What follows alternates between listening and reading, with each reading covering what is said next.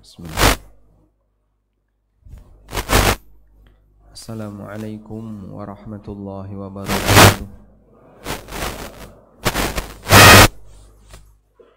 Alhamdulillahi rabbil alamin. Wassalatu wassalamu ala ashrafil mursalin Nabiyyina wa maulana Muhammadin wa ala alihi wa sahbihi ajma'in. Wa ashhadu an la ilaha illallah wahdahu la syarika lah. Wa ashhadu anna Muhammadan abduhu wa rasuluh. Salawatu rabbi wa salamu alaihi wa ala alihi wa ashabihi wa man sara ala nahjihi wa istanna bi sunnatihi ila yaumiddin. Alhamdulillah, syukur kita haturkan kehadirat Allah. Pagi ini kembali kita lanjutkan untuk kajian sesi terakhir pada rangkaian daurah di kota Madiun. Kita mau membahas tentang dua penyakit hati, yaitu syubhat dan syahwat. Sebelumnya kita perlu mengenali terlebih dahulu tentang kondisi hati yang dinyatakan oleh Nabi SAW dalam hadis yang ma'ruf, hadis riwayat Bukhari Muslim. Ala wa inna fil jasadi mudghah idza salahat salahal jasadu kulluh wa idza fasadat fasadal jasadu kulluh. Ketahuilah bahwa dalam raga ini ada segumpal daging. Kalau baik-baik semuanya, jahat-jahat semuanya. Ala wahyal qalb, itu adalah al-qalbu. Dalam riwayat yang lain dari Abu Hurairah radhiyallahu anhu, beliau pernah mengatakan, al-qalbu malikun wal a'dha'u junuduhu. Hati itu seperti raja, sedangkan anggota badan yang lain adalah pasukannya. Baik dan buruknya raja tergantung dengan kondisi, baik dan buruknya pasukan tergantung dengan kondisi rajanya. Hadis ini dan riwayat yang tadi kita baca memberikan sebuah pelajaran bahwa keberadaan batin itulah yang menentukan baik dan buruknya manusia. Sehingga hati yang baik akan memberikan pengaruh aktivitas badan yang baik, dan sebaliknya hati yang buruk akan memberikan pengaruh yang buruk. Karena itu Ibnu Mas'ud radhiyallahu anhu pernah menjelaskan alasan mengapa Allah memilih para sahabat sebagai teman Nabi SAW dalam perjuangan. Semua manusia dilahirkan oleh Allah tanpa bisa menentukan kapan waktu lahirnya. Walaupun semuanya beriman. Anda beriman lahir 14 abad pasca Rasulullah SAW. Mungkin ada di antara kita yang berpikir, andaikan saya hidup di zaman Nabi SAW, kira-kira saya jadi apa? Sehingga kalau saya hidup di zaman Rasulullah SAW, akan saya perjuangkan dakwah Nabi SAW. Nabi SAW akan saya lindungi dengan raga saya. Saya akan jadi tameng hidup bagi Nabi SAW dan seterusnya. Mungkin ada sebagian orang yang berpikir seperti itu. Yang jadi pertanyaan adalah, apakah orang seperti kamu ini layak untuk menjadi sahabat atau tidak? Karena sahabat itu manusia pilihan. Wa rabbuka yakhluqu ma yasha wa yakhtar. Rabbmu menciptakan siapa saja yang dia kehendaki dan dia memilih siapa saja yang dia kehendaki. Nah, Ibnu Mas'ud pernah menjelaskan alasan kenapa ada manusia yang dipilih oleh Allah sebagai sahabat. Kata beliau, innallaha yanzuru ila qulubil ibad. Allah Subhanahu wa taala melihat ke arah hati semua hambanya. Fawajada qalba Muhammadin sallallahu alaihi wasallam khaira qalbi ibadihi. Lalu Allah jumpai hati yang terbaik adalah hati Nabi Muhammad sallallahu alaihi wasallam. Fakhtarahu Allahu bi risalatihi. Lalu Allah pilih beliau untuk menjadi rasulnya. Tsumma nadhara ila qulubil ibad. Kemudian Allah melihat ke hati para hambanya. Fawajada quluba ashabihi khaira qalbin nas. Kemudian Allah jumpai hati para sahabatnya merupakan hati yang terbaik. Fakhtarahumullahu li suhbati nabiyhi sallallahu alaihi wasallam. Maka Allah pilih mereka untuk menemani nabinya sallallahu alaihi wasallam. Jadi berdasarkan keterangan ini, maka kita mendapatkan kesimpulan bagaimana? Allah pilih para sahabat menjadi manusia terbaik pasca Nabi karena apa? Hati mereka terbaik. Karena hati mereka terbaik. Sehingga keistimewaan seperti itu tidak mungkin bisa ditiru.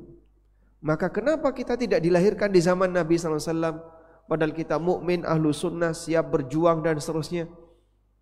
Bukan karena masalah waktu, bukan karena masalah waktu lahir. Kenapa kita tidak dilahirkan di zaman tabi'in yang termasuk kurun mufaddalah, atau di zaman tabi'ut tabi'in yang juga termasuk generasi terbaik? Generasi terbaik ada berapa? 3. Yang pertama, yang kedua tabi'in, selanjutnya tabi'in. Khairun nasi qarni, tsummal ladzina yalunahum, tsummal ladzina yalunahum. Sebaik generasi adalah generasiku, kemudian generasi setelahnya, lalu generasi setelahnya lagi. Kenapa kita tidak dilahirkan di generasi-generasi terbaik itu? Padahal kita mukmin ahlus sunnah. Bukan karena masalah waktu, tapi karena masalah hati kita tidak lebih baik daripada mereka. Sehingga para sahabat Nabi SAW, para tabi'in dan generasi atba'ut tabi'in adalah manusia yang punya hati jauh lebih baik dibandingkan generasi setelahnya. Selanjutnya, di saat yang sama, di sana ada hati yang sehat. Posisi hati yang sehat itu hati yang dia bisa mewarnai kehidupannya karena latar belakang iman kepada Allah. Sebagaimana disebutkan dalam hadis yang sahih, Nabi SAW pernah bersabda dalam hadis riwayat Bukhari Muslim, "Thalathun man kunna fihi wajada halawatal iman." Ada 3 hal yang siapa bisa melakukannya, maka berarti dalam hatinya telah merasakan nikmatnya iman. 3 hal itu apa saja? 1. Ayyakunallahu wa rasuluhu ahabba ilaihi mimma siwahuma. Allah dan Rasulnya menjadi 2 hal yang paling dia cintai dibandingkan selainnya. Yang kedua, wa ayyuhibbal mar'a la yuhibbuhu illa lillah. Dia mencintai orang lain, landasannya cuma 1. Saya mencintai orang ini karena Allah. Yang ketiga, wa ayyakraha ayyauda fil kufri kama yakraha ayyuqdhafa finnar. Dia benci untuk kembali kepada kekufuran sebagaimana dia tidak ingin untuk kembali dilemparkan ke dalam neraka. Apabila dalam diri seorang hamba cinta dan bencinya, di sini kan ada 2 hal yang disebutkan. Ayyuhibbal mar'a la yuhibbuhu illa lillah. Dia mencintai seseorang alasannya karena Allah. Dia benci kepada sesuatu alasannya karena dia tidak ingin masuk neraka. Apabila benci dan cintanya karena Allah, maka yang bersangkutan akan mendapatkan manisnya iman. Dan orang yang bisa merasakan manisnya iman karena hatinya sehat. Sebagaimana manusia yang sehat akan bisa merasakan rasa dari makanan. Kita kalau sehat rasanya apa, Pak? Menikmati sesuatu sesuai aslinya. Gurih terasa gurih, manis terasa manis, asam terasa asam. Kenapa? Lidahnya sehat, raganya sehat. Tapi kalau orang dalam kondisi sakit, semua terasa pahit. Soto pahit, sate pahit, siti tambah pahit. Karena sakit. Tapi kalau orang sehat, dia bisa merasakan kenikmatan itu. Karena itu Nabi SAW menyebut orang yang hatinya sehat bisa merasakan kelezatan iman. Sehingga ketika dia sehat, ibadah terasa sehat, terasa enak, terasa nyaman. Ketaatan terasa nyaman. Membaca Quran dia bisa merasakan pengaruh dari tadabbur Al-Quran dan seterusnya. Itulah tingkatan kesehatan hati. Baik. Selanjutnya, di sana ada orang yang hatinya sakit. Dan mengenai fenomena hati yang sakit, di banyak ayat telah Allah sebutkan. Di antaranya di surat Al-Baqarah, Allah Subhanahu wa taala berfirman, "Fi qulubihim marad, fazadahumullahu marada." Dalam hati mereka ada penyakit dan Allah tambahkan penyakit dalam hatinya. Orang munafik juga demikian. Disebut oleh Allah Subhanahu wa taala manusia yang punya penyakit hati. Allah taala berfirman, "La illam yantahil munafiqun walladzina fi qulubihim maradun wal murjifuna fil madinah lanughriyannaka bihim thumma la yujawirunaka fiha illa qalila." Kalau orang munafik dan orang yang punya penyakit dalam hatinya, mereka tidak menghentikan praktek buruk yang mereka lakukan, maka kami akan berikan kekuatan bagimu wahai Muhammad, lalu kami perintahkan kamu untuk mengalahkan mereka sehingga mereka terusir dari Madinah. Mengenai fenomena tentang orang yang punya penyakit hati ada dalam Al-Quran. Baik. Kemudian di sana Allah Subhanahu wa taala juga menyebutkan ada manusia yang diberi oleh Allah Subhanahu wa taala nutrisi batin. Yang dengan nutrisi batin itu dia seperti mendapatkan booster sehingga sifat baiknya hati meningkat. Contohnya siapa, Pak? Orang beriman yang mereka ketika mendapatkan siraman rohani, imannya semakin naik. Allah Subhanahu wa taala berfirman, "Huwallazi anzalas sakinata fi qulubil mu'minin liyazdadu imanan ma imanihim." Dialah zat yang menurunkan as-sakinah di hati orang yang beriman agar semakin bertambah iman mereka di samping iman yang mereka miliki. Allah Subhanahu wa taala menurunkan as-sakinah. Dan as-sakinah ini nutrisi bagi batin. Sehingga dengan booster as-sakinah iman seorang bisa semakin meningkat. Ketika imannya meningkat, berarti apa? Hatinya bertambah sehat. Dengan nutrisi tadi, maka hatinya semakin sehat.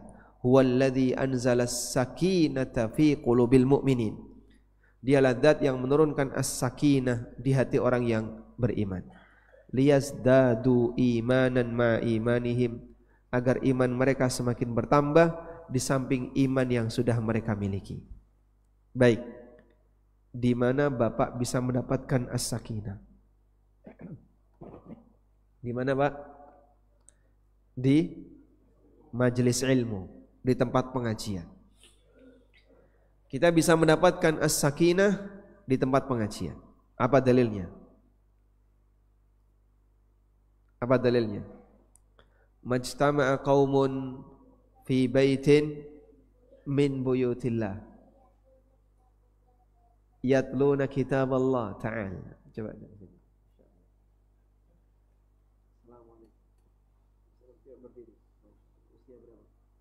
Kelas berapa? Kelas 7. Coba baca hadisnya. Nah. Boleh bagi? Baca hadisnya. Majtama'a qaumun. Majtama'a qaumun fi baitin min buyutillahi yasluna kitaballahi wa yatadarasunahu bainahum illa liya'budullah illa nazalat alaihimus sakinah wa ghasyiyatuhumur rahmatu wa hafatuhumul malaikatu wa dzakarahumullahu fi man indah. Masya Allah. Hafal ini dari mana? Di sekolah atau di rumah? Di rumah. Masya Allah. Barakallahu fiik. Kelas 7 ya? Kelas? 3. Kelas 3. Kelas 3. Kelas 3 SMA.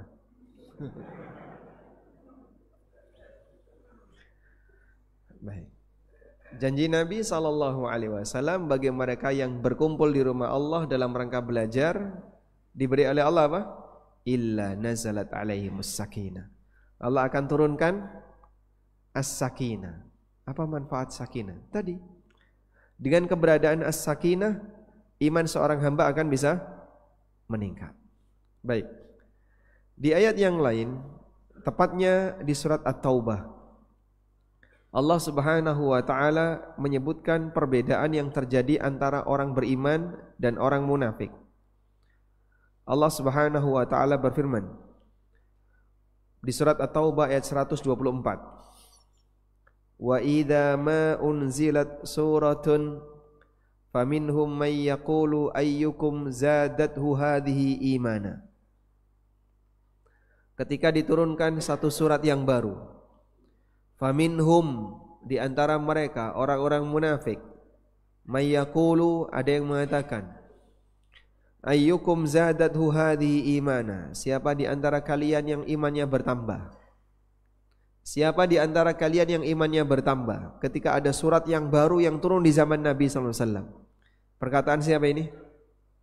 Orang munafik. Orang munafik ngomong kayak gini tujuannya apa, Pak? Nyinyir terhadap ayat. Jadi saat ada ayat yang baru turun, surat yang baru turun, orang munafik dengan sesama munafik mereka bilang, ada enggak yang imannya tambah? Coba ini ada ayat baru yang turun, ada enggak yang imannya tambah? Lalu Allah Subhanahu wa taala mengatakan, fa ammal ladzina amanu fazadathum imanan wa hum yastabshirun. Adapun orang yang beriman, fazadathum imana, maka imannya mereka bertambah, wa hum yastabshirun, dan mereka semakin bahagia. Turunnya ayat baru, turunnya surat yang baru yang sebelumnya belum pernah didengar oleh manusia, lalu setelah itu Allah turunkan, menambah iman bagi orang mukmin. Faktornya apa, Pak? Karena menambah ilmu. Dengan adanya ayat baru tadi, orang baru tahu, oh, sekarang ada aturan baru seperti ini. Ini datang dari Allah. Maka pengetahuan dia bertambah.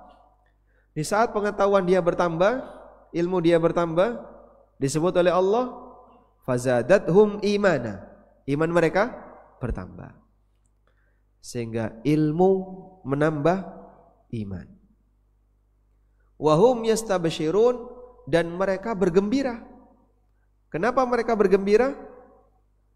Karena mereka menerima ilmu baru tadi. Mereka merasa bersyukur dapat ilmu yang baru. Sebab ada orang yang menerima ilmu baru, tapi dia sumpek. Kenapa ada kayak gini? Kok nggak boleh ya? Padahal biasanya nggak apa-apa. Kata ustadz yang lain nggak apa-apa. Kata kiai itu nggak apa-apa. Kok tiba-tiba ini dikatakan nggak boleh? Wah, nggak bener ini. Ada sebagian orang yang ketika menerima pengajian, dia merasa sumpek, dia merasa nggak enak, dia merasa nggak nyaman. Itu imannya tidak bertambah. Tapi kondisinya seperti yang kedua. Wa ammal ladzina fi qulubihim maradun fazadathum rijsan ila rijsihim wa matu wa hum kafirun. Adapun orang yang punya penyakit dalam hatinya, maka dengan bertambahnya pelajaran yang dia terima, adanya ayat baru tadi, justru akan semakin menambah noda dalam hatinya, wa matu wa hum kafirun, dan dia mati dalam kondisi kafir. Ketika dia mendapatkan nasihat yang baru, bukannya dia bergembira, tapi dia malah benci, dia enggak suka, waliyadzubillah, dan itu disebut oleh Allah semakin menambah kotoran dalam batinnya. Baik. Ada fenomena orang yang ketika dia hadir di majelis ilmu, mendapatkan penjelasan yang baru tentang masalah halal haram, tentang masalah mana yang wajib, mana yang sunnah, tentang masalah bimbingan syariat. Begitu dia mendapatkan sesuatu yang baru, dia merasa senang dan bahagia. Terima kasih Pak Ustadz, baru hari ini saya tahu kalau selama ini saya salah. Terima kasih Pak Ustadz, baru tahu saya kalau ini ternyata haram. Insya Allah akan saya tinggalkan. Itu pengaruh apa? Bertambahnya iman. Sehingga keberadaan ilmu baru yang tadi dia terima membuat dia semakin yakin dengan kebenaran yang dia terima, imannya bertambah. Sebaliknya ada orang ketika dia begitu mengikuti pengajian, mengetahui sesuatu yang baru, kok gak boleh ya, gak bener ini yang ngomong, katanya haram, wah ini aliran baru yang kayak gini, dan seterusnya. Dia gak terima dengan apa yang dia dapatkan. Maka orang seperti ini justru pengajian tadi menambah kotoran dalam hatinya.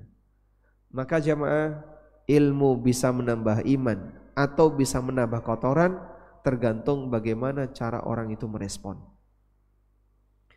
Orang kafir makin kafir ketika ada ayat yang baru. Sehingga ada 10 ayat yang diturunkan oleh Allah. Orang kafir ini menolak 10 ayat tadi. Begitu Allah turunkan 30 ayat berikutnya, orang kafir ini jadi menolak 40 ayat. Maka dia makin kafir. Yang sebelumnya menolak 10 ayat, sekarang dia menolak 40 ayat. Maka dia makin kafir. Paham Pak? Sehingga sebelumnya menolak 10, sekarang jadi menolak makin banyak. Maka status kafirnya makin bertambah. Itu yang dimaksud fazadathum rijsan ila rijsihim. Bertambahlah kotoran di samping kotoran yang sudah ada pada diri mereka. Baik.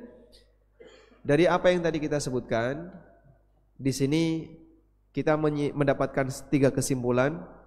Yang pertama, bahwa kondisi baik dan buruknya hamba tergantung dari suasana batin.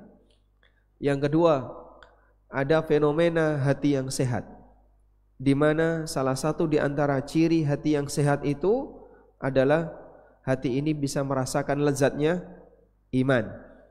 Dia bisa merasakan lezatnya ketaatan. Yang ketiga, ada fenomena hati yang sakit, di mana hati yang sakit ini tertutupi untuk bisa mendapatkan manfaat dari kebaikan, sebagaimana yang dialami oleh orang-orang munafik. Dan hati ini bisa semakin parah sakitnya apabila datang kebenaran kemudian dia menolaknya, maka akan semakin menambah kotoran dalam hatinya. Dan di sana ada nutrisi yang bisa menambah iman. Catatan yang keempat, nutrisi yang bisa menambah iman itu terjadi karena apa? Dia mendapatkan pemahaman yang baru dalam masalah agama, dia mengerjakan ketaatan, sehingga Allah tambahkan iman dalam hatinya. Seperti orang yang melakukan kegiatan kajian lalu Allah tambahkan as-sakinah. Atau seperti orang yang mendapatkan ilmu baru saat dia membaca buku atau membaca ayat Al-Quran, maka Allah Subhanahu wa ta'ala akan tambahkan iman dalam dirinya. Baik. Selanjutnya, yang menjadi pertanyaan adalah, lalu apa yang bisa menyebabkan hati itu semakin rusak? Sumber penyakit hati itu apa? Sumber penyakit hati muaranya pada 2 hal. Yang pertama adalah penyakit syahwat, dan yang kedua penyakit syubhat. Dan 2 potensi ini sudah pernah disebutkan oleh Nabi SAW, sebagaimana dinyatakan dalam hadis riwayat Ahmad dari sahabat Abu Barzah Al-Aslami radhiyallahu anhu. Nabi SAW bersabda, "Inna mimma akhsha 'alaikum syahawatil ghayyi fi butunikum wa furujikum wa mudillatil fitan." Nabi SAW mengatakan, "Inna mimma akhsha 'alaikum."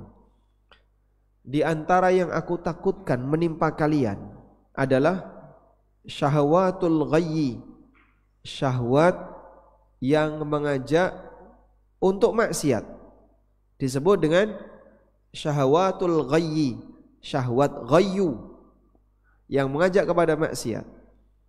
Fi butunikum wa furujikum, yaitu syahwat yang mengajak maksiat berkaitan dengan maksiat perut atau maksiat kemaluan. Wa mudillatil fitan, dan fitnah yang menyesatkan. Dah? Kita fokus pada pada satu hadis ini. Boleh ditulis ya. Nabi SAW takut dua hal yang menimpa umatnya. Satu apa? Syahwatul ghayyi. Anda tulis syahwatul ghayyi. Dalam kurung syahwat yang mengajak maksiat. Dalam urusan perut dan kemaluan. Yang kedua, mudillatul fitan. Fitnah yang mengajak orang untuk jadi dolal, mengajak orang untuk sesat. Ad-dolal artinya apa? Kesesatan. Sudah? Baik. Sekarang kita bahas dulu. Di sana ada ilmu nafi dan ada amal saleh. Sumber ilmu nafi itu apa? Al-huda. Sumber ilmu nafi adalah al-huda. Sumber amal saleh apa? Ar-rusydu. Sumbernya ar-rusydu. Al-huda lawannya ad-dhalal. Ar-rusydu lawannya al-ghayyu. Khulafa ar-rasyidin al-mahdiyyin. Khulafa ar-rasyidun al-mahdiyun punya dua gelar, ar-rasyidun al-mahdiyun, karena mereka punya ar-rusydu dan mereka punya al-huda. Sudah? Sedangkan lawan dari ar-rusydu tadi apa? Al-ghayyu. Lawan dari al-huda ad-dhalal. May yahdihillah fala mudhillalah. Lawan dari ar-rusydu, qad tabayyana ar-rusydu minal ghayyi. Sudah? Al-huda itu sumber ilmu yang bermanfaat. Sehingga kalau orang mendapatkan al-huda dalam kurung petunjuk, maka dia punya pemahaman yang benar. Itulah ilmu yang bermanfaat. Ar-rusydu adalah sumber amal soleh. Sehingga kalau orang punya ar-rusydu, maka dia terhindar dari al-ghayyu. Paham? Dan al-ghayyu ini sebabnya adalah karena orang mengikuti syahwat. Maka disebut oleh Nabi SAW syahwatil ghayyi.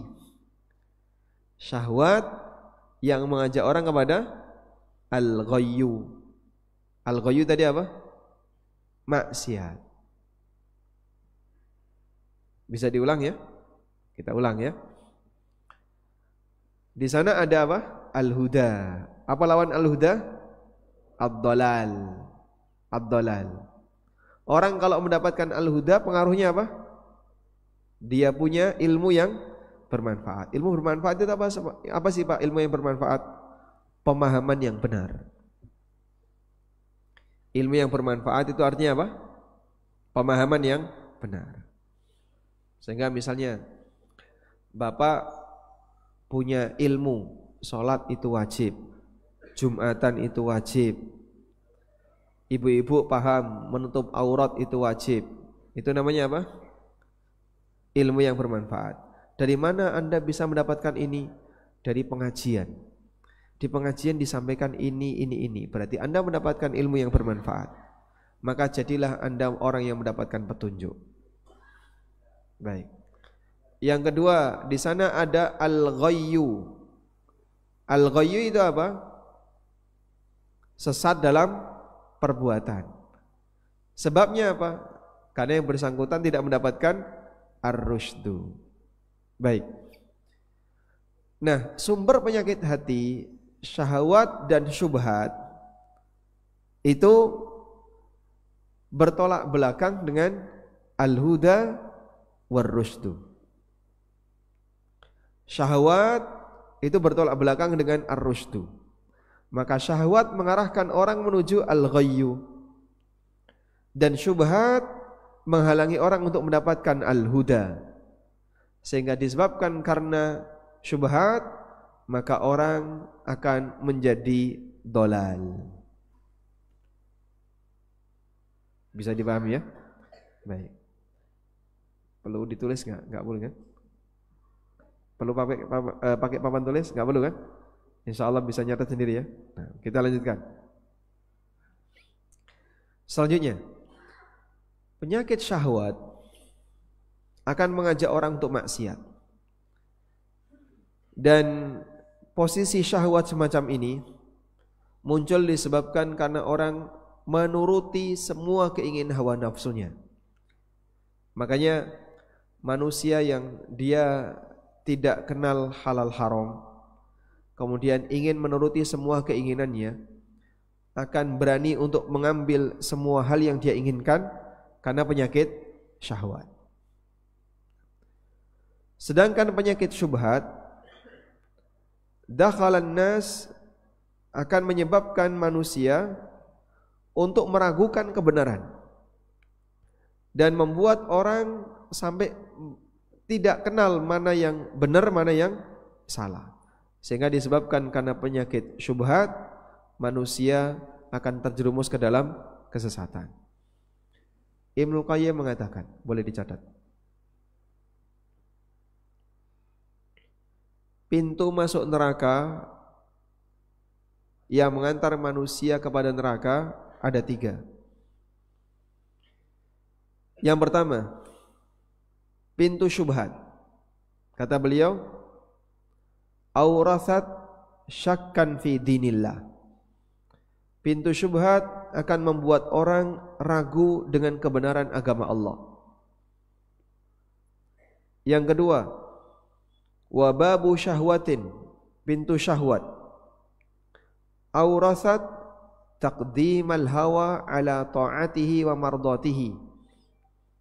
Ini akan menyebabkan dia lebih mendahulukan hawa nafsunya daripada ketaatan kepada Allah dan ridhonya. Kita ulangi ya. Manusia masuk neraka karena apa?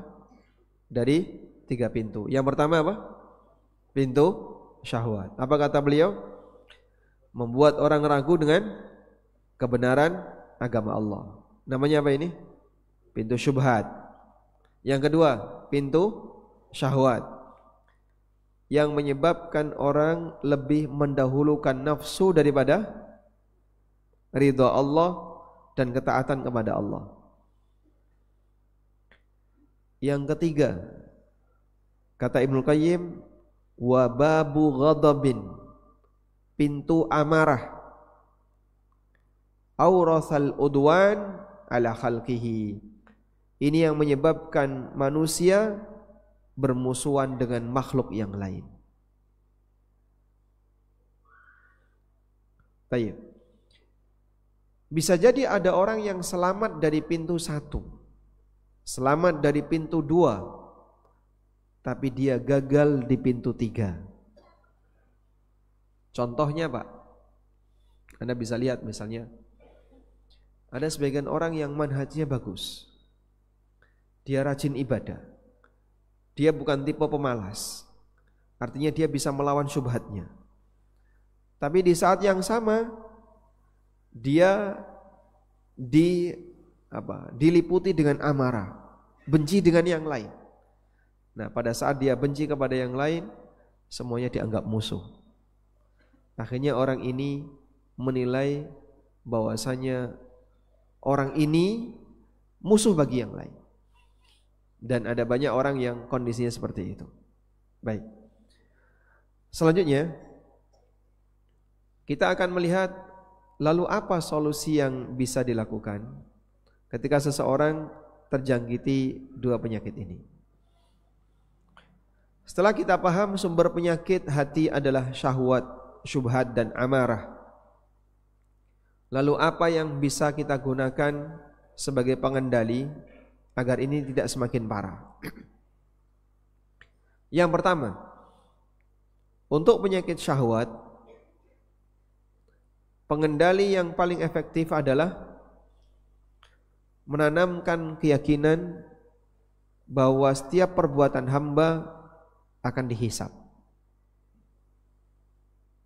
Menanamkan keyakinan bahwa setiap perbuatan hamba akan dihisab. Sehingga dengan keyakinan ini, maka sang hamba akan lebih berhati-hati. Dia diberitahu, Bapak kalau mengambil harta haram seperti ini, nanti Bapak akan diazab di hari kiamat.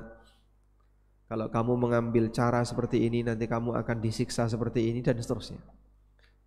Oleh karena itulah, dengan membaca dalil-dalil tentang fadail a'mal, dalil-dalil tentang ancaman, itu akan membuat orang jadi lebih bisa mengendalikan diri dari penyakit syahwat. Dan untuk bisa memahami itu, maka mereka perlu membaca aneka penjelasan yang disampaikan dalam dalil tentang janji dan ancaman. Ada sebagian orang yang malas qiyamul lail, malas untuk berpuasa sunnah, malas untuk sedekah, malas untuk sholat sunnah. Begitu dibacakan tentang fadail a'mal, muncul motivasi dalam dirinya. Saya ingin mengerjakan ini, saya ingin mengerjakan ini, dan seterusnya. Sepanjang dia masih punya iman, penjelasan tentang fadail a'mal akan bermanfaat baginya. Karena orang mukmin dia yakin ada balasan indah ketika dia harus meninggalkan kenikmatan syahwat, nanti akan digantikan oleh Allah dengan sesuatu yang lebih nikmat. Batinnya merasa yakin, saya tinggalkan kenikmatan ini karena nanti akan ada kenikmatan yang lebih besar. Ketika ada iman dalam hatinya, maka dia akan tertarik untuk melakukan perbuatan tadi. Dah? Lalu yang jadi pertanyaan, kalau saya mau membaca fadail a'mal, kira-kira buku apa Pak yang tepat? Karena katanya kan buku yang beredar di tempat kita dengan judul fadail a'mal itu banyak hadis dhaif, banyak hadis maudhu, banyak hadis palsu, dan seterusnya. Sehingga kita tidak perlu membaca buku yang seperti itu. Terus kira-kira buku apa yang bisa menggantikannya? Ada satu buku yang ditulis oleh Al-Mundhiri. Al-Mundhiri menulis buku yang berjudul At-Targhib wat-Tarhib. At-Targhib wat-Tarhib. At-Targhib artinya motivasi. At-Tarhib artinya yang nakut-nakuti. Dan itu berdasarkan riwayat yang sahih. Syekh Al-Albani rahimahullah sudah memilah jadi dua. Ada sahih At-Targhib wat-Tarhib dan sudah diterjemahkan. Maka kalau Bapak membaca buku At-Targhib wat-Tarhib, nanti Anda akan bisa menjumpai banyak hadis tentang motivasi dan ada banyak hadis tentang nakut-nakuti. Dan ini yang bisa menghentikan syahwat. Inti syahwat kan dua. Satu apa? Malas berbuat taat. Yang kedua, semangat mengambil yang haram. Untuk penyakit malas berbuat taat perlu dikasih motivasi. Dorongannya apa? Dengan at-targhib. Kamu baca hadis-hadis yang berisi fadilah a'mal. Ada fadilah A, fadilah B, fadilah C, fadilah D. Ketika kau paham fadilah-fadilah itu dan dia punya iman, dia yakin dengan saya meninggalkan kenikmatan ini, saya akan digantikan oleh Allah dengan sesuatu yang lebih indah. Itulah pengaruh at-targhib. Ketika orang melakukan perbuatan maksiat, melanggar yang dilarang, melanggar yang haram, maka dia perlu baca dalil tentang ancaman. Kau tidak boleh melakukan A, tidak boleh melakukan B, tidak boleh melakukan C. Ini semuanya adalah ancaman. Riba ancamannya seperti ini, zina ancamannya kayak gini, minum khamr ancamannya seperti ini, sehingga akan muncul rasa takut. Nah, mungkin salah satu di antara buku yang efektif untuk memberikan ancaman bagi hamba agar mau berhenti maksiat adalah kitab yang isinya kumpulan dosa-dosa besar. Contohnya kitab Al-Kabair. Contohnya kitab Al-Kabair. Dengan membaca kitab-kitab yang isinya kumpulan dosa-dosa besar, maka orang akan punya rasa takut kepada maksiat. Dah? Ini solusi bagi mereka yang terjangkiti penyakit syahwat. Baik. Berikutnya kita beralih kepada solusi bagi mereka yang terjangkiti penyakit syubhat. Untuk penyakit syubhat. Penyakit syubhat artinya, syubhat secara makna bahasa artinya al-iltibas. Sesuatu yang campur.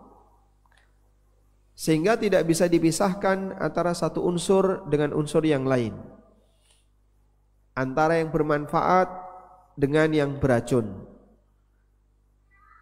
Maka bentuk penyakit syubhat dalam agama adalah racun pemikiran yang mempengaruhi seorang muslim sehingga dia ragu dengan kebenaran ajaran agamanya dan tidak bisa membedakan antara kebenaran dengan kebatilan. Penyakit ini mempengaruhi keyakinan seorang muslim hingga pada puncaknya menyebabkan dirinya terbalik dalam menilai. Kebenaran dan kebatilan itu ada dalam realita.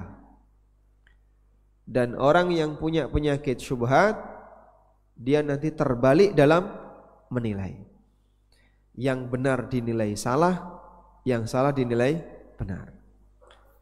Bahkan sampai mengubah hukum, seperti menghalalkan yang haram atau mengharamkan yang halal. Ibnu Qayyim mengatakan, asyubhatu waridun yaridu 'alal qalbi yahulu bainahu wa baina inkishafil haqqi. Syubhat itu menyerang hati, yang akan menghalangi hati sehingga menutupinya dari hakikat kebenaran. Syubhat akan menyerang hati sehingga mempengaruhi hati lalu menutupinya dari hakikat kebenaran. Dampak buruknya ketika penyakit syubhat ini ada, maka dia akan selalu merasa benar dengan semua perbuatannya, walaupun jelas-jelas salah. Salah satu di antara fenomena yang Allah ceritakan dalam Al-Quran, ada orang yang berbuat salah, jelas salah, tapi dia menyangka yahsabuna annahum yuhsinuna sun'a. Sampai dikatakan oleh Allah Ta'ala, qul hal nunabbi'ukum bil akhsarina a'mala alladzina dhalla sa'yuhum fil hayatid dunya wa hum yahsabuna annahum yuhsinuna sun'a. Sampaikan wahai Muhammad, apakah kami perlu ceritakan kepada kalian orang yang paling rugi amalnya? Alladzina dhalla, yaitu orang yang dhalla. Dhalla tadi apa, Pak? Lawan dari al-huda. Dia tidak mendapatkan al-huda. Kenapa dia enggak dapat al-huda? Karena penyakit syubhat. Alladzina dhalla sa'yuhum, yaitu orang yang tersesat usahanya. Karena pemikirannya menyimpang. Wahum yahsabuna annahum yuhsinuna sun'a. Sementara dia menyangka kalau dia sedang berbuat baik. Itu efek samping dari syubhat. Dia menilai semua perbuatannya pasti benar, walaupun jelas menyimpang. Karena itulah orang yang terjangkiti penyakit syubhat sulit untuk diingatkan. Sejuta nasihat akan sulit untuk dia terima, karena dia punya penyakit syubhat. Sufyan Ats-Tsauri rahimahullah pernah mengatakan, al-bid'atu ahabbu ila iblisa minal ma'siyah, wal ma'siyatu yutabu minha, wal bid'atu la yutabu minha. Bid'ah itu lebih disenangi iblis daripada maksiat. Maksiat mungkin bagi pelakunya untuk bertobat, sedangkan bid'ah tidak mungkin bagi pelakunya untuk bertobat. Karena tadi Kalau maksiat, faktornya syahwat. Dan ketika orang diingatkan dengan janji dan ancaman, bisa jadi dia sadar. Oh, nggak tahu ya Mas kayak gini Mas. Ada ancaman kayak gini, saya baru tahu ya Pak. Ada peluang untuk tobat. Tapi kalau syubhat dan wujudnya tadi salah satunya adalah praktek bid'ah. Dia merasa benar dengan perbuatannya. Dan ini akan membuat orang itu sulit untuk mengakui kesalahannya. Bagaimana mungkin dia akan mengakui kesalahannya sementara yang bersangkutan merasa bahwasanya perbuatannya benar.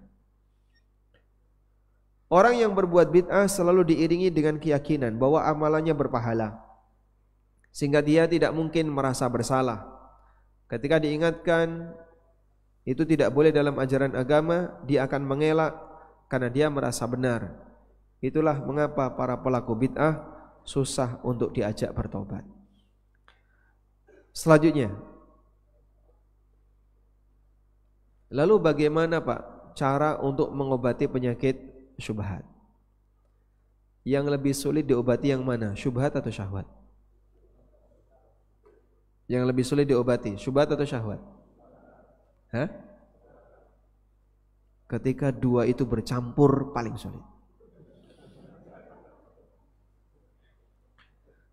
Kalau pada diri seseorang syahwat dan syubhat gabung, itu paling sulit. Sehingga dia akan berusaha untuk membenarkan syahwat. Di saat yang sama dia berusaha untuk mempertahankan semua pemikirannya. Dan ada banyak orang yang seperti itu. Awalnya berasal dari syahwat, lalu dia cari syubhat. Contohnya Pak, banyak sekali pelaku-pelaku pelanggaran sosial itu merasa bahwasanya dia dalam kondisi benar karena dia terjamin oleh tokoh yang menjaminnya. Misalnya ya, ada orang korupsi. Korupsi itu syahwat atau syubhat? Korupsi, syahwat. Berawal dari apa? Syahwat. Keinginan pribadi untuk menguasai harta, memiliki harta yang bukan haknya. Baik dengan cara minta kepada yang lain, atau dengan melakukan manipulasi, atau faktor yang lainnya. Sudah? Nah, seperti ini kan kemudian dia berusaha untuk mencari pembenar. Awalnya dia merasa ini salah, sehingga saat mengambil mungkin dipenuhi dengan rasa takut, deg-degan, jangan. Sudah? Lama-lama karena terbiasa, akhirnya menjadi hal yang biasa. Selanjutnya dia mencari pembenar. Pembenarnya apa? Banyak hal yang dia gunakan untuk pembenar. Satu, dia merasa terjamin dengan ibadah yang dia lakukan. Udahlah, kita kan punya sholat, kita punya zakat, kita punya sedekah, kita punya puasa. Itu semuanya menghapus dosa.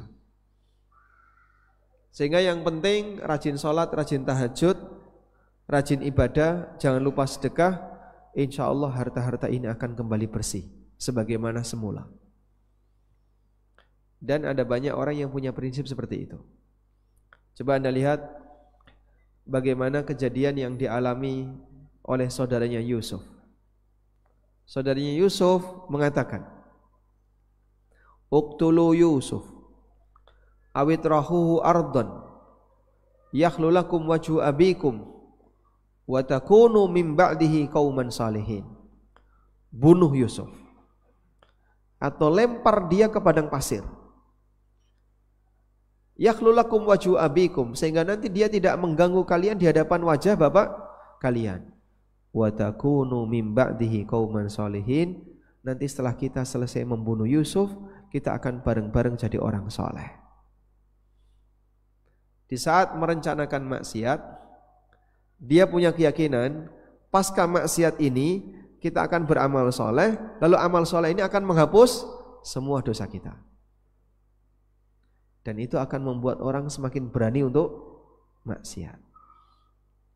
Jadi ada orang yang misalnya dia korupsi, dia mengambil riba, dia mengambil harta haram, tapi dalam keyakinan dia tenang, nanti dipakai haji, dipakai umroh, kau berdoa di sana.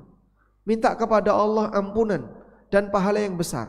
Salat kamu di Masjidil Haram dilipatkan 100.000 kali. Salat kamu di Masjid Nabawi dilipatkan 1000 kali. Pelipatan-pelipatan itu akan menghapus semua dosamu.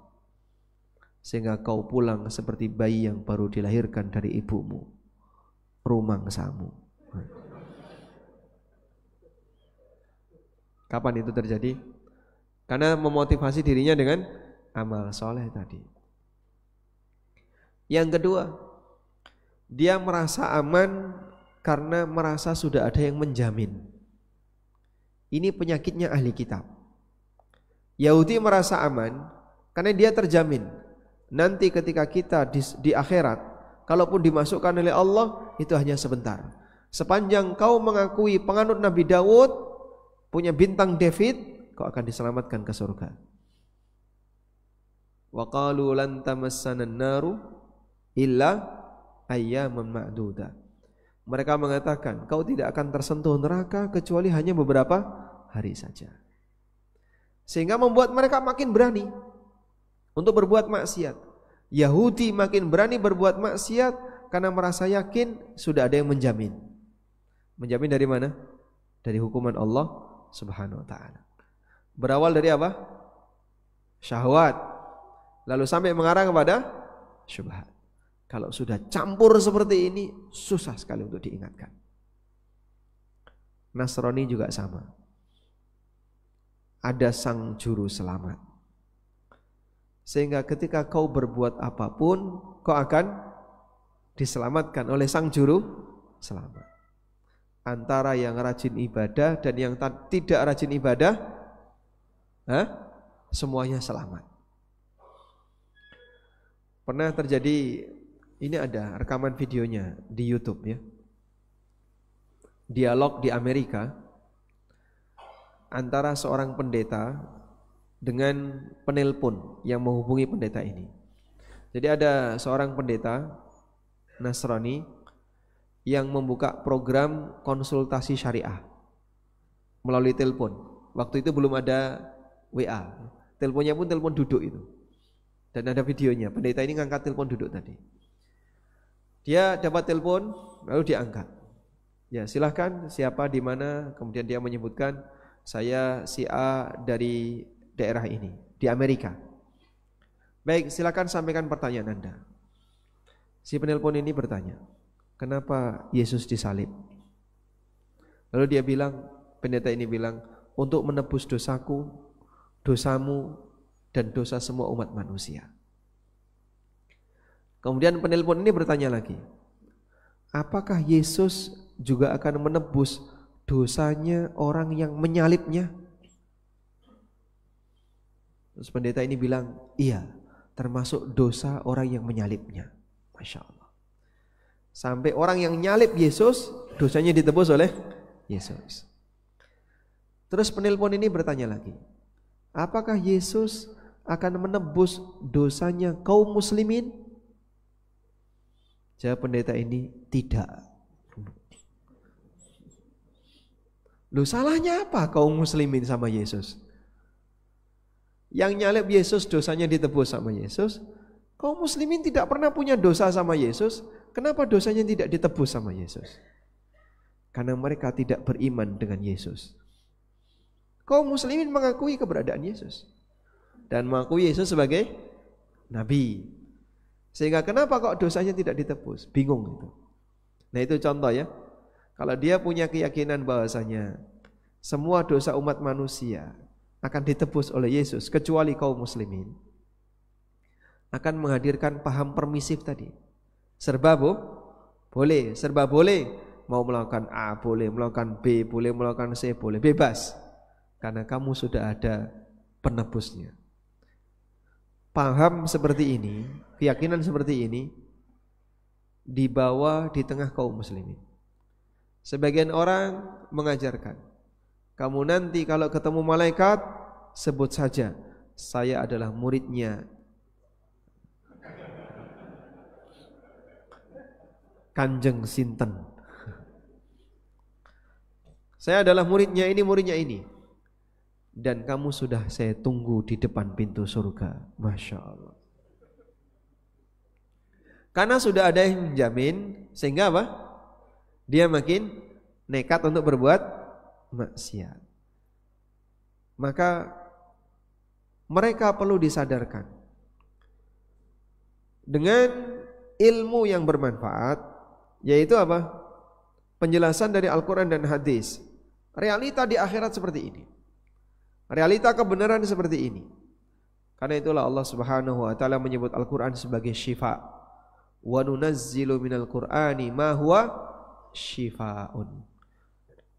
Dan kami turunkan Al-Quran yang merupakan syifa. Allah sebut Al-Quran sebagai syifa karena Quran bisa mengobati yang kayak gitu. Apabila orang membacanya dengan penuh tadabbur, diiringi dengan semangat untuk mengikuti kebenaran, bukan karena diwarnai dengan kebencian. Kemudian Allah menjamin para sahabat, mereka tidak akan jadi kafir sepanjang di tengah mereka ada Al-Quran yang mereka baca dan ada Rasulullah SAW yang membimbingnya. Sebagaimana Allah firmankan dalam Al-Quran, wa kaifa takfuruna, gimana ayatnya? Bagaimana kalian akan menjadi kafir wa antum tutla alaikum ayatullah wa fikum rasuluh. Sepanjang di tengah kalian ayat-ayat Al-Quran dibacakan dan di tengah kalian ada Rasulullah. Sehingga untuk bisa mendapatkan obat dari penyakit syubhat, kata kuncinya al-ilmun nafi', belajar ilmu yang manfaat dari sumber yang benar. Belajar ilmu yang bermanfaat dari sumber yang benar. Sumber yang benar itu siapa, Pak? Guru-guru yang saleh. Wallahu a'lam. Walhamdulillahirabbil alamin. Mungkin itu yang bisa kita sampaikan. Semoga apa yang kita bahas di kesempatan ini menjadi ilmu yang bermanfaat. Dan ini merupakan pertemuan yang terakhir kita untuk pekan ini dalam rangkaian daurah selama di Kota Madiun.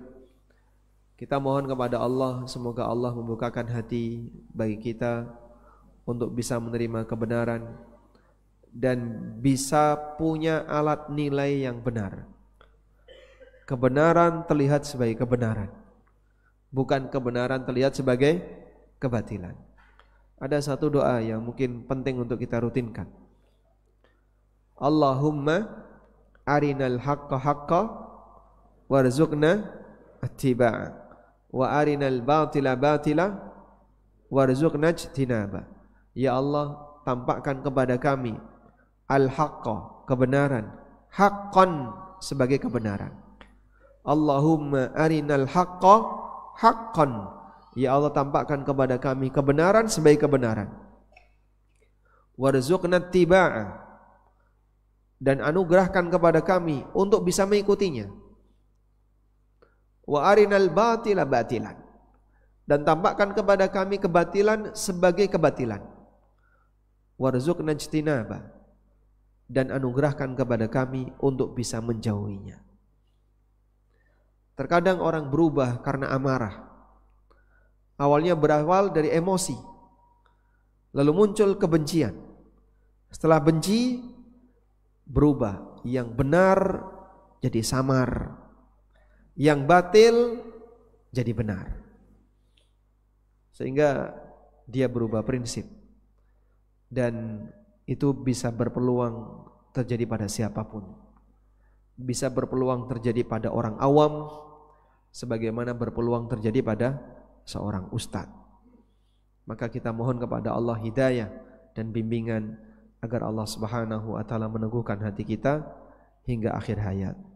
Wallahu a'lam. Walhamdulillahirabbil alamin. Kita sampai jam berapa?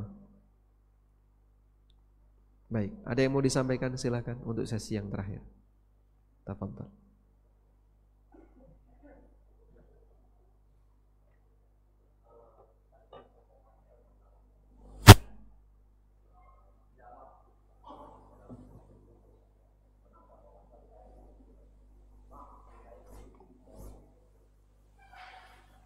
Dialog tentang apa? Bapak dulu dari Kristen. Tahun berapa masuk Islam? Selesai kuliah masuk Islam. Berarti mu'alaf. Sudah lama, bukan mu'alaf lagi ya. Masya Allah. Mu'alaf jangan lama-lama, sebulan aja mu'alaf gitu ya.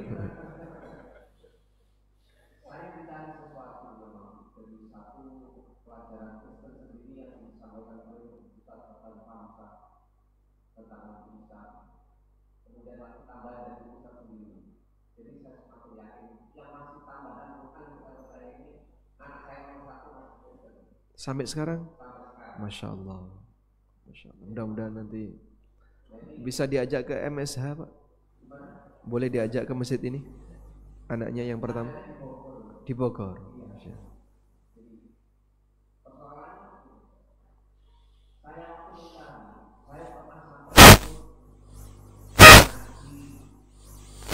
Latihan sholat kusuk Abu Sangkan itu waktu itu yang mengatakan Allah berada di mana-mana itu.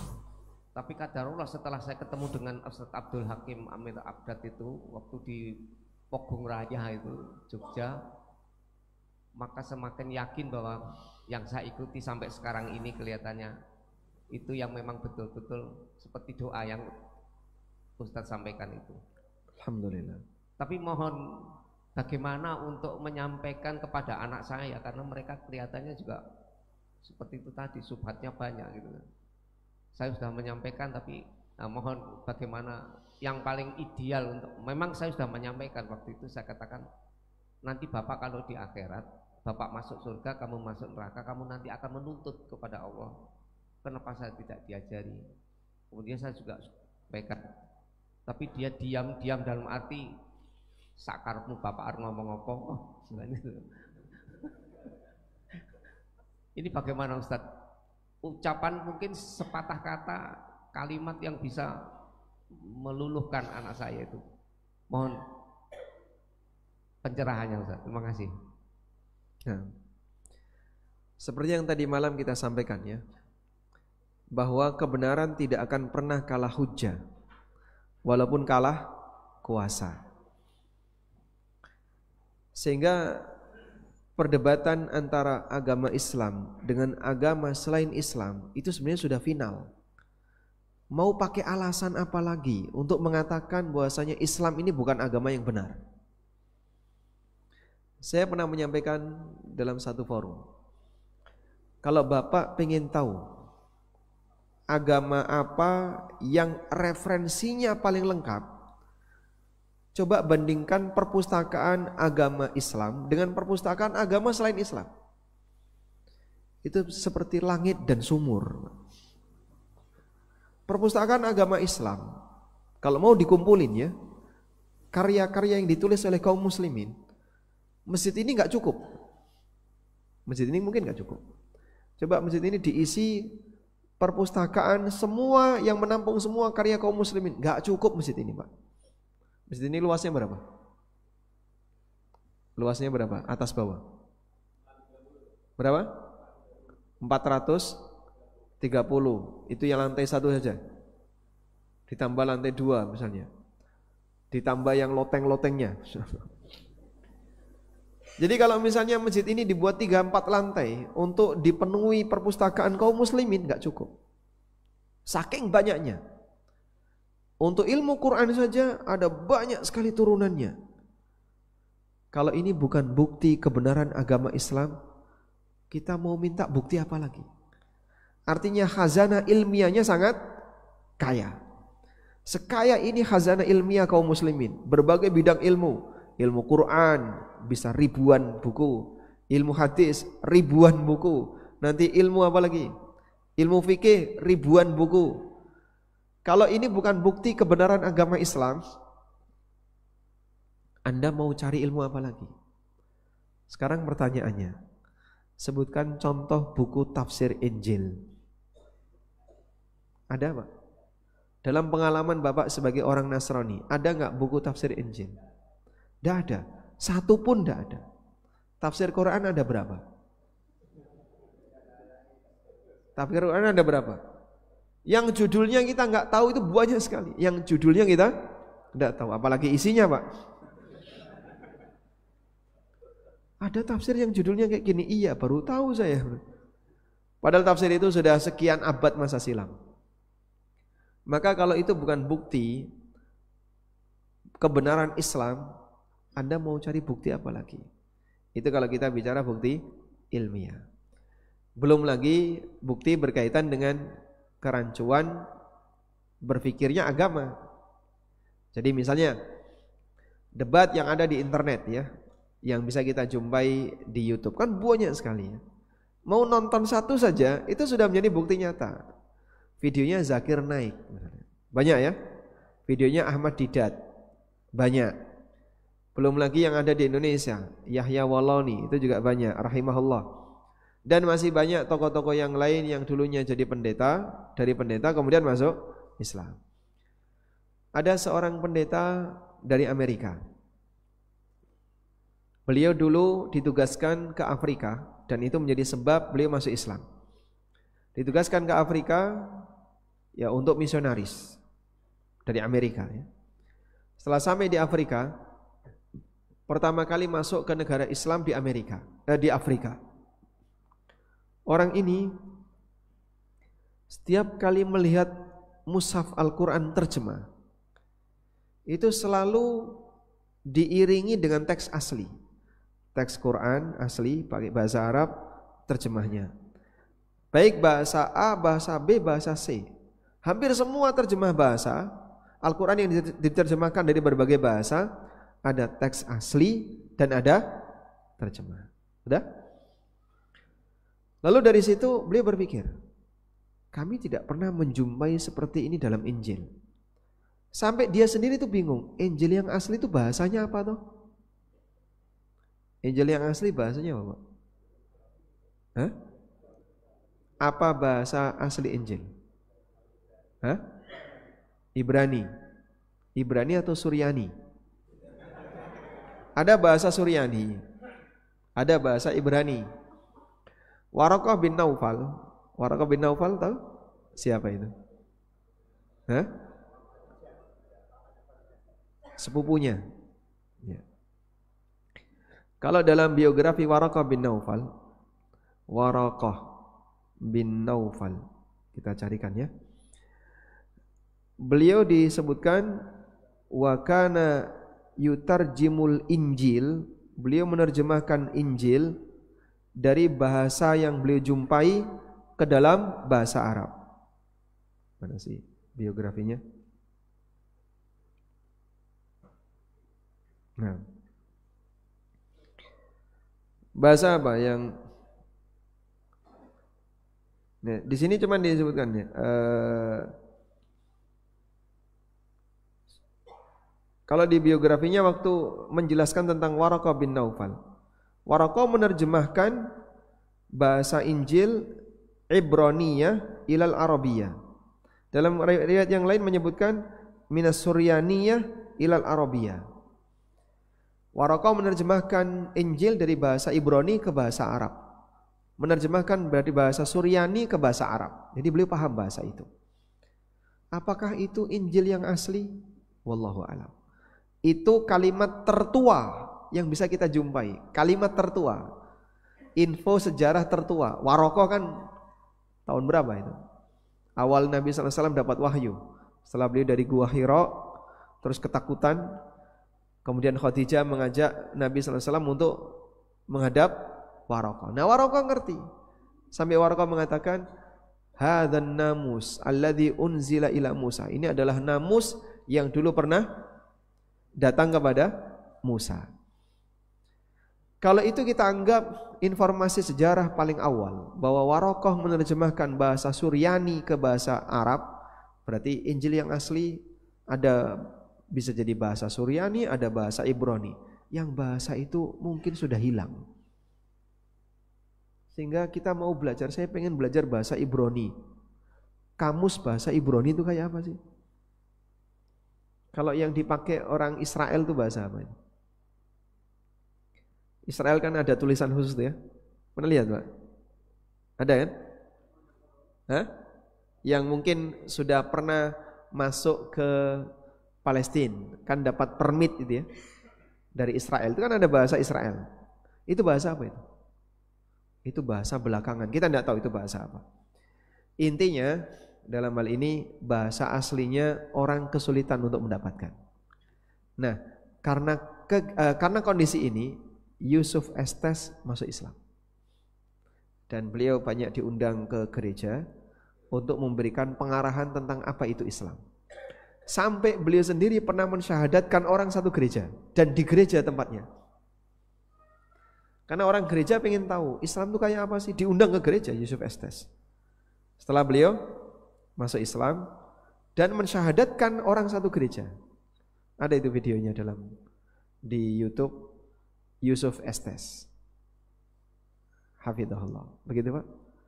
Jadi kalau mau bicara nasihatnya apa? Masalahnya beliau nggak mau dengerin. Kalau mau dengerin kita bisa kasih nasihat. Tapi kalau sudah nggak mau dengerin, khatamallahu ala qulubihim. Allah sudah mengunci hatinya. Nah, wallahu alam. Ada yang lain? Cukup? Oh baik, silakan.